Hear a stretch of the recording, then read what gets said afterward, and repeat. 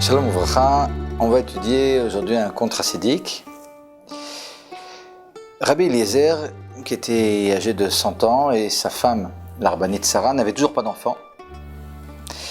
Et on révéla un jour dans un rêve à Rabbi Eliezer qu'il fallait qu'il se sanctifie parce qu'il allait donner naissance à un fils qui allait illuminer de sa Torah le peuple d'Israël. Le petit Israël, tout le monde a compris, il s'agit du Baal Shem Tov. Il naquit effectivement peu après.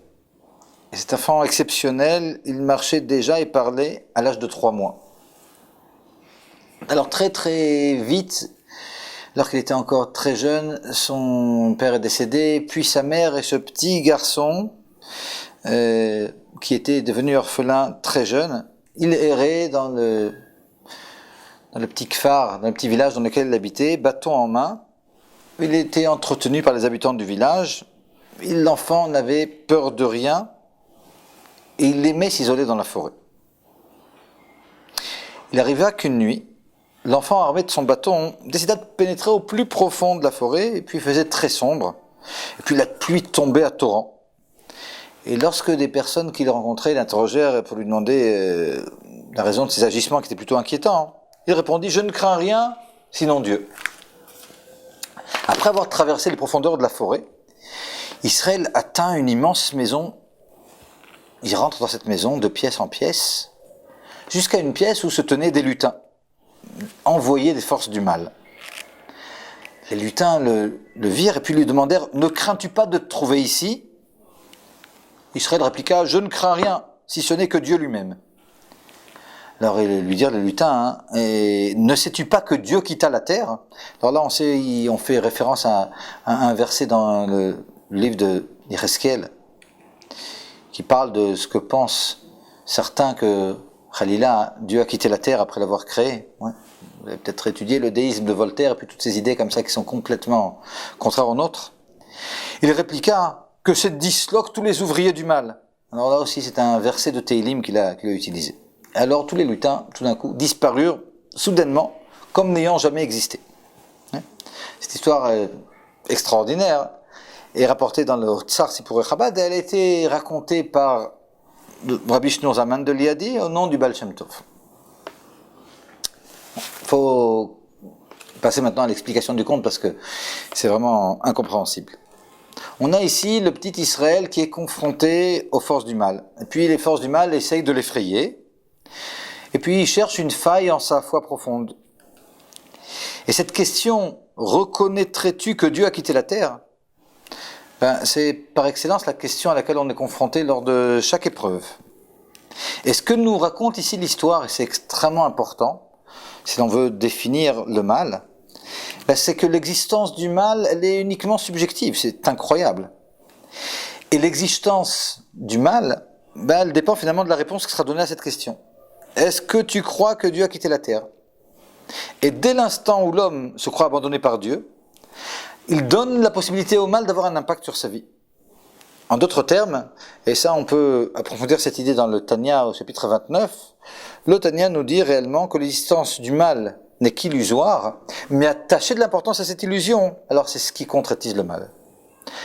Je suis conscient du fait qu'il y ait énormément de questions ici qu'on peut se poser par rapport à ce qui vient d'être dit, mais malgré tout, et sans essayer de comprendre le mal, parce que ça c'est quelque chose que même Moshe Rabbeinu nous dit, et le Talmud n'a pas réellement compris comment quelqu'un qui est droit peut souffrir, donc on va pas aborder ce point, mais au moins accepter qu'il y a peut-être une certaine vitalité très fine qu'Akadosh Baruch Hu a bien voulu donner à ce mal.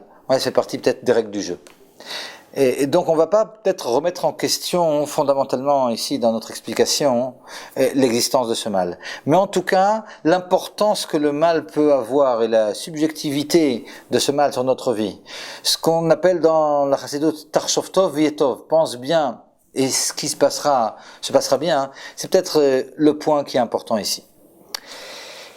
Et ce petit Israël alors ne s'est pas du tout démonté et puis non.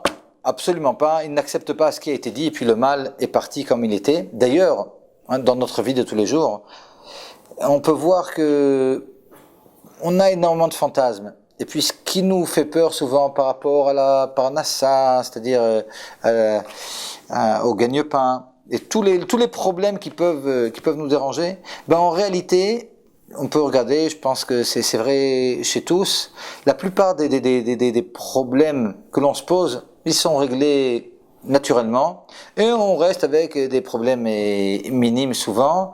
On est souvent dans ces fantasmes, et donc a priori, ben autant dès le début savoir que ce mal est illusoire, et une fois que l'illusion est tombée, ben, le mal tombe en même temps que l'illusion. Ici, on voit ce Baal Shem Tov qui désintègre le mal, et on n'a pas tellement l'habitude de voir le Baal Shem Tov comme ça en train de désintégrer quoi que ce soit. L'approche du Baal Shem Tov, c'est pas une approche en général qui est destructive. Ouais. Le Baal Shem Tov, en général, il construit. Il jette pas tout en vrac, parce que très souvent, quand on jette quelque chose en vrac, on jette aussi du bien. Donc c'est assez incroyable ici ce qui se passe. Ouais, ces petits lutins comme ça qui disparaissent. On raconte par exemple, ouais, que Yaakov Avinu, notre père Yaakov, quand il a rencontré Esav, ben, on dit qu'il a eu peur. Ouais.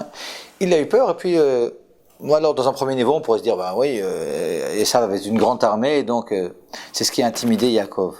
Mais le Zohar nous dit qu'en un mot, en un nom d'Akadosh Baruch Hu, que Yaakov aurait pu prononcer, et Esav aurait pu partir en miettes. Alors de quoi avait-il peur?